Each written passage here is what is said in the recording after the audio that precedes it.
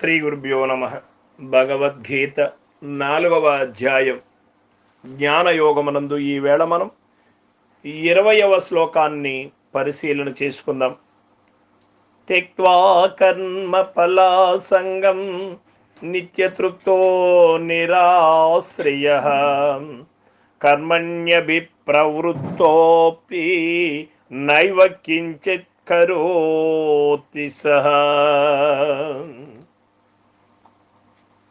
భగవానుడు చెబుతూ ఉన్నాడు ఈ విధంగా: ఎవడు కర్మఫలములందు ఆసక్తిని విడనాడి నిరంతరము సంతృప్తి గలవాడై దేనిని ఆశ్రయించక నుండునో అట్టివాడు కర్మలందు ప్రవర్తించినను ఒకంతై నేను చేయని వాడే అగును అని భగవానుడు చెప్పాడు స్పష్టంగా.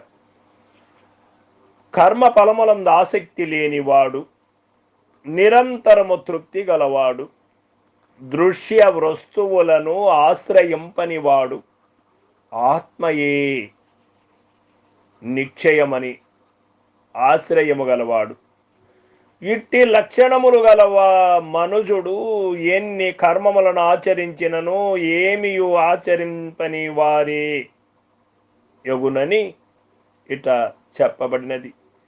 జీవన్ముక్తులకు మహనీయులు ఇట్టి స్థితిని సంపాదించి లోక సంగ్రహార్థము పెక్కు కార్యములను ఆచరించుతుందురు.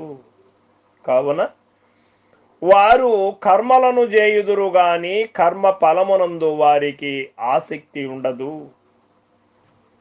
ఫలాభి సంధిరహితముగా ఈశ్వరార్పణ బుద్ధితో వారు కార్యములను ఆచరించుతుందురు. కావున వారికి ఏ కర్మ బంధము కూడా అంటదు. మరియు వారు నిత్యతృప్తులయ్యుందురు. పొందవలసినది అంతయు వారు ఆత్మయందే పొందుతున్నారు, పొందియున్నారు.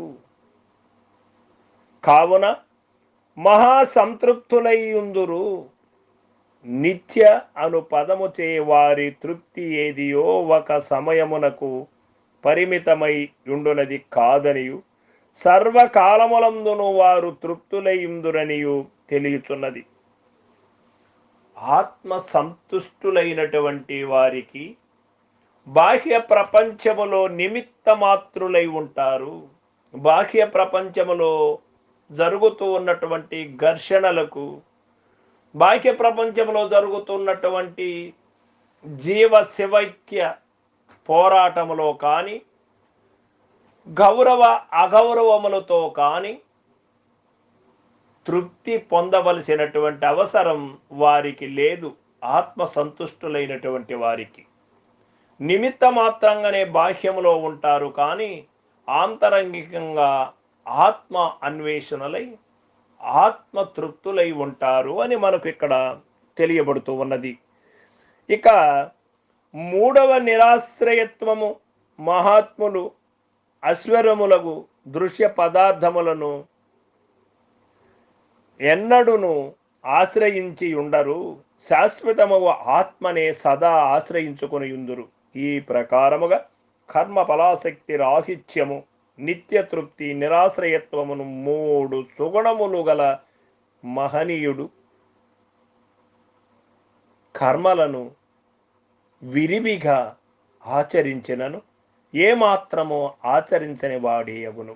ఇదియే కర్మయందలి అకర్మత్వము. ప్రవృత్తోపి అని చెప్పక అభిప్రవృత్తోపి అని చెప్పినందువలన జ్ఞాని పెక్కు కార్యములను కూడా చక్కగా నాచరింపగలుగునని స్పష్టమగుచున్నది.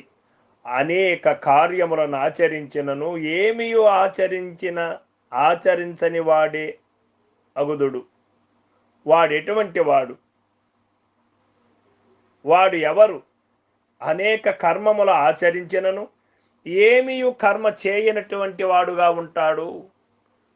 ఎవరు అనగా కర్మ ఫలాసక్తిని వదలినవాడు, నిరంతరము తృప్తి గలవాడు, దేనిని ఆశ్రయింపనివాడు,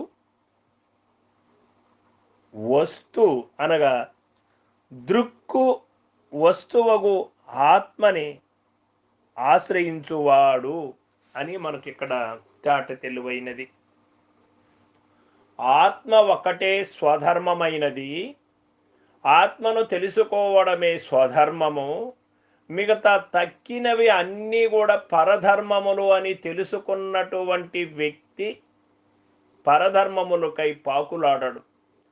స్వధర్మము తెలియనటువంటి వారు అజ్ఞానాంధకార ఆవరణ చేత ఆత్మ విషయమును ఒకటి తప్ప పరధర్మముల వైపును ప్రయాణిస్తూ పరధర్మములకే శ్రద్ధ చూపెడుతూ ఉంటారు. వీళ్ళు అందరూ కూడా బంధము చేత, బంధము అనే పాశము చేత కట్టుబడతారు అని మనకి ఇక్కడ తెలియబడుతూ ఉంది.